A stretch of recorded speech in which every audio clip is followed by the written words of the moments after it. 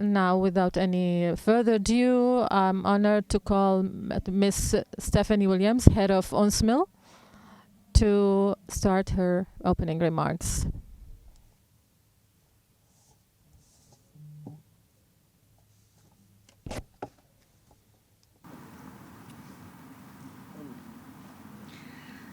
Ladies and gentlemen, members of the Libyan Political Dialogue Forum, my dear friends, good morning, sabah al-khair, wa assalamu alaikum. It is a great pleasure to be able to meet with you, all of you, again in person. Please join me in expressing our deepest appreciation to the government of Switzerland for the extraordinary effort in making this meeting possible in the midst of a global pandemic and for their generous hospitality.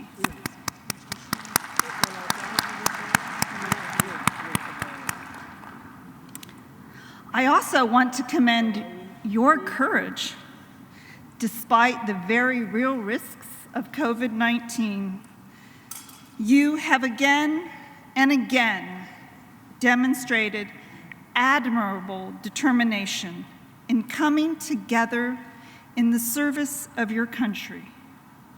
Your fellow Libyans will recognize the sacrifices you have made for the sake of Libya, min ajal Libya. With the adoption of the roadmap in Tunis, you have made important progress to respond to the aspirations and the demands of the Libyan people for a sovereign and unified Libya and for the restoration of democracy, for a true commitment to national reconciliation in word and in deed, for the return of all of those who have been displaced and are in exile, for the renewal of the legitimacy of your institutions, and for the need to provide basic services to your people. First and foremost, you have put an indelible mark on the calendar for the holding of national elections on December 24th of this year. This decision was greeted with the overwhelming approval by your compatriots, and it is a commitment which must be honored at all costs. Reaching this far and achieving this progress in the political dialogue has been an arduous journey, fraught with challenges, many of which you have managed to overcome with your wisdom and your remarkable persistence. After the closing of the one-week period on the 28th of January for the submission of nominations for the positions of the Presidency Council and Prime Minister, And following the verification process, UNSMIL published the list of candidates on Saturday. I would like to commend the members of the three-person verification committee for their efforts. I am encouraged by the high number of nominations that you put forward, and I welcome the diversity represented by the pool of candidates who are drawn from all political and social components of the Libyan society. It is a positive sign that this process, your process, has inspired a high degree of buy-in and enthusiasm.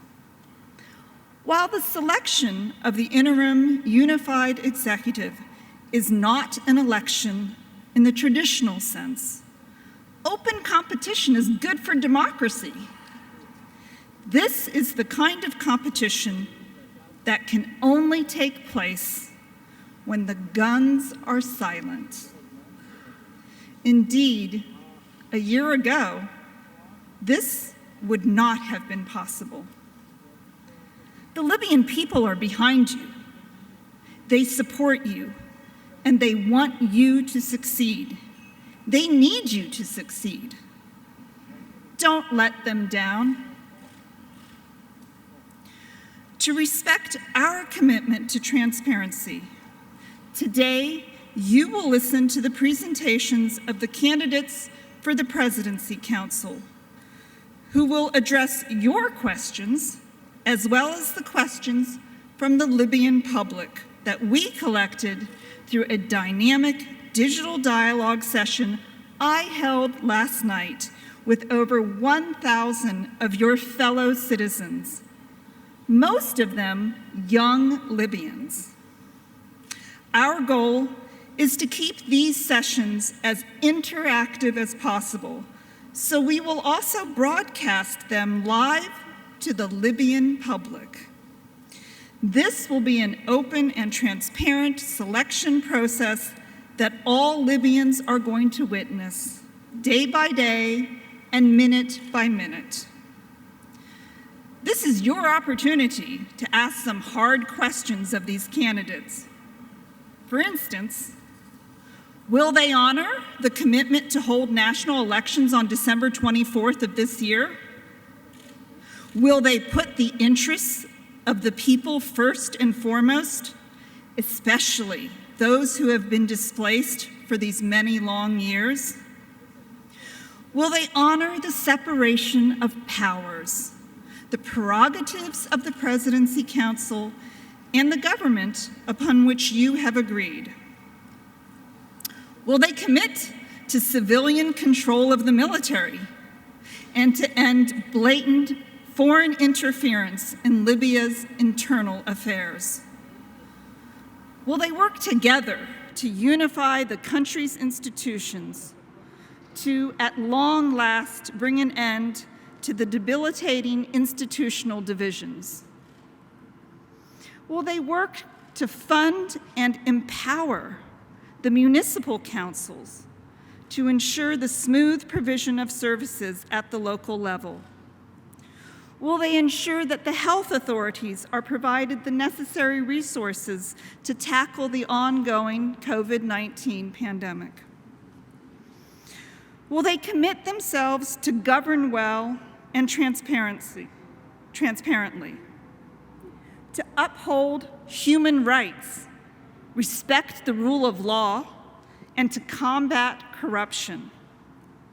Will they respect the principles of diversity and inclusivity, especially as regards the appointment of women and youth in senior executive and decision-making positions? These are just some of the questions that should be posed to these candidates. So this week, after months of work, you have an opportunity to select a temporary unified executive authority with a mandate defined by the roadmap adopted in Tunis and with the primary task to take Libya towards the sacred goal of national elections on the 24th of December. This project is not about power sharing or dividing the cake. Rather, it is to form a temporary government composed of patriots who agree to shoulder and to share the responsibility to put Libyan sovereignty and the security, prosperity, and welfare of the Libyan people above narrow interests and far from the specter of foreign interference. We have a lot of work ahead of us in the next few days, and I will ask you to work hard and to work together, as you have done so well since our meeting in Tunis. Indeed, I ask you to uphold the same spirit of cooperation, fraternity, integrity, and love of nation that you have demonstrated throughout this process. You should be proud that you and your colleagues in the other intra-Libyan tracks have built a purely Libyan process with full Libyan ownership. الملكية الليبية. Indeed, the story that you have been writing is a uniquely Libyan story.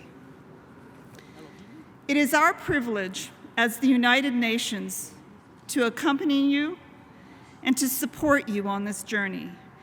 And it is my pledge to you that UNSMIL, that the United Nations, will put all its energy into ensuring that the international community respects and validates the decisions that you are about to make. Thank you very much.